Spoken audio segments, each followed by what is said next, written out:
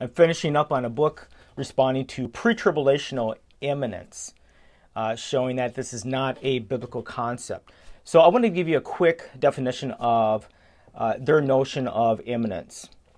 So pre-tribulational theology teaches that the rapture will happen pre-tribulational, before the tribulation period. The sine qua non of pre-tribulationism is the belief in imminency.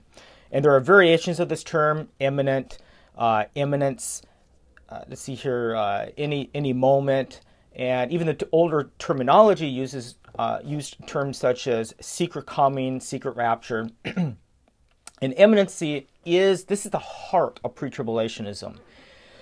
Just over about 200 years ago, the eschatological theological system of pre-tribulationism, they define the notion of imminence in a more technical, a more narrow and technical term.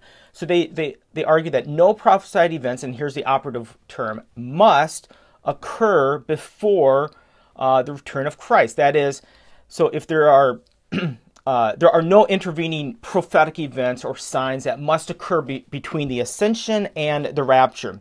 So they would argue that if a single biblical prophesied event must happen before the rapture, then Christ's return can no longer be considered imminent. And in their system, all the end time events prophesied in the Bible will happen after the rapture. So the next event for the church on the prophetic calendar, they would say, is rapture. And sometimes you will hear them use the terminology that the rapture is signless, it's unannounced, while the second coming, that's supposed to happen 7 years later, is preceded by signs and is announced. So in my book, I actually give primary quotations from their literature, from their pre-tribulational teachers, showing that it's a consistent definition, and it's a definition that I function from for the remaining part of the book.